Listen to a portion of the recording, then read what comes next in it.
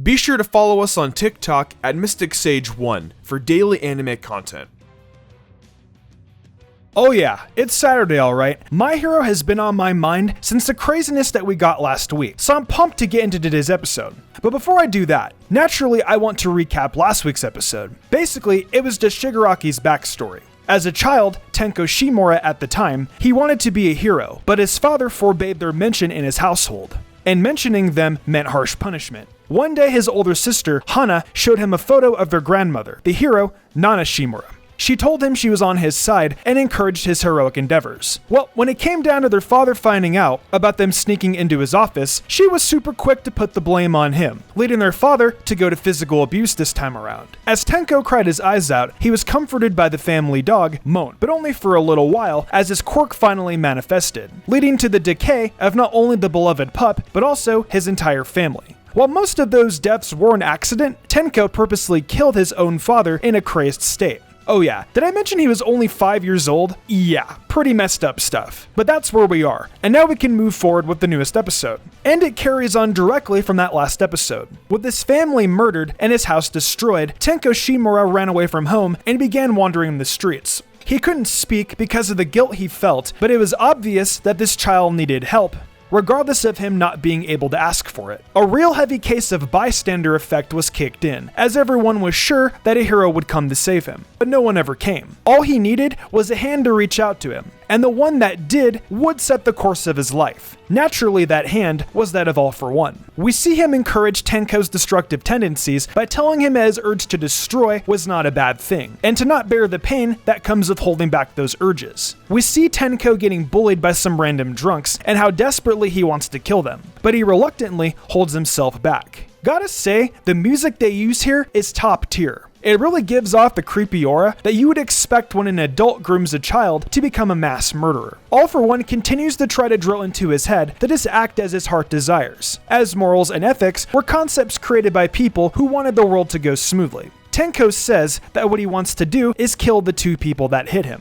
which pleases All For One as he tells him to do his best. So Tenko, gross hands now on his body, runs up on them at night and kills both dudes without hesitation. As All For One and the doctor look down upon him, they discuss his memories and how the doctor thought they were all lost. All For One explains that Tenko's merely locked them away, and having the hands of the family he killed on him keeps him and his quirk in check while raising his unstable emotions to the surface, cultivating the person who will become the symbol of fear in the future. After murdering 2 more people, Tenko feels sick, while also calm at the same time, feeling that he'll be forgiven no matter what he does. All For One congratulates him on being able to grit his teeth and hold back his tears, and awards him taxidermied hands as a present. What a great gift. Along with this gift, he gives Tenko a new name as he has been reborn, Tomura Shigaraki. Tomura, which comes from the Japanese verb for morning, and Shigaraki, which is his own last name. Big twist there, considering he wanted Shigaraki to become his successor.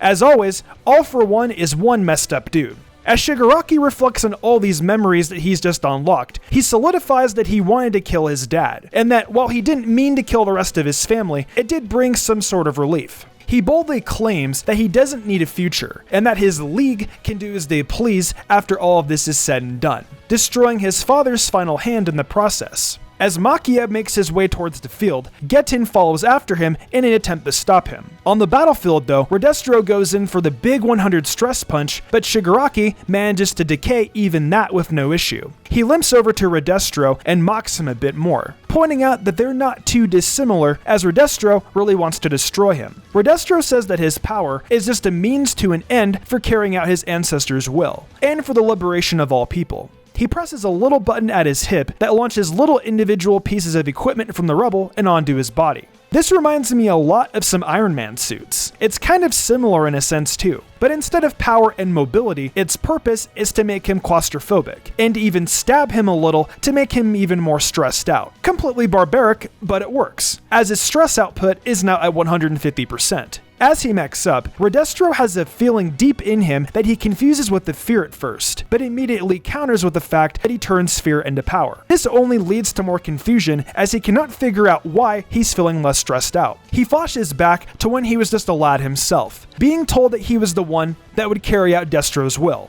Man, adults in MHA really love enforcing their own desires on children, don't they?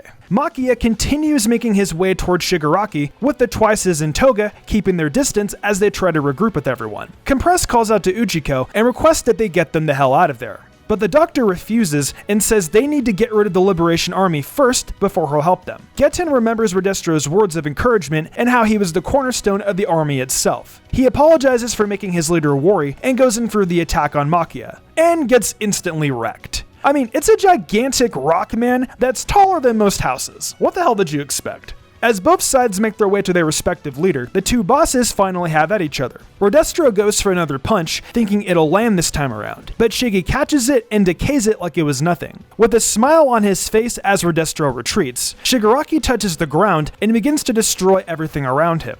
The decay reaches Re-Destro's suit and begins to disintegrate his legs. Shigaraki reflects on just a few more words All For One spoke to him, that if he can have both hate and joy, then he will be free. He cackles as everything around him falls apart, leaving both Re-Destro and Gigantomaquia awestruck.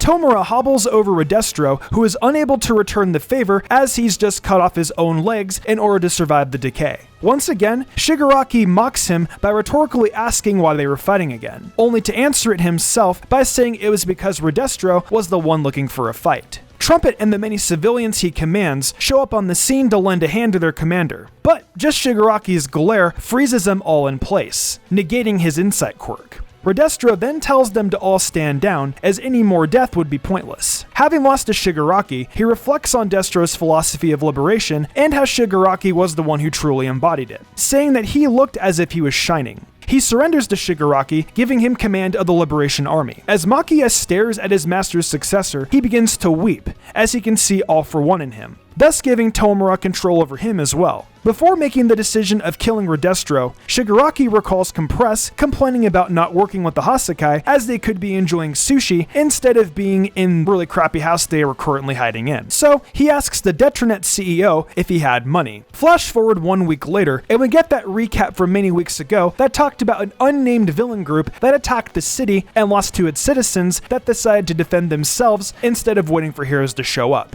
So yeah, that was a lie. Well, Compress, you did it. You got the sushi you've been wanting. Twice is shown paying his respects to Toga, who has passed, as she shared her blood to save the real Toga's life. Yeah, despite getting over his trauma, Twice is still as crazy as ever. A very annoyed Skeptic requests the League's presence, which annoys Twice at the very least, as they weren't finished eating. Skeptic tries to guilt trip them in a way by reminding them that it was their money that gave them all the luxuries they're now eating. However, Trumpet comes to the League's side as Re-Destro did choose Shigaraki, and subsequently the rest of the League as the Liberation Army's successors. In an underground lair, Re-Destro speaks out to a room of thousands of people. He says he first saw the League as an obstacle, but was blinded by his lineage in thinking that he had to be the one to carry his ancestors' will. But after battling Shigaraki, his eyes were opened to a new kind of liberation. He then names Tomura Shigaraki as the Grand Commander of the Meta Liberation Army and the merger of the two groups, all under a new name, the Paranormal Liberation Front. After their big presentation, we see a new side of Re-Destro, one that grovels at the feet of the dude that kicked his ass. For such a powerful guy, it's pretty funny to see him act so pathetically. Ujiko finally contacts them again, leading Shigaraki to ask for the power and assistance promised to him for taming Makia.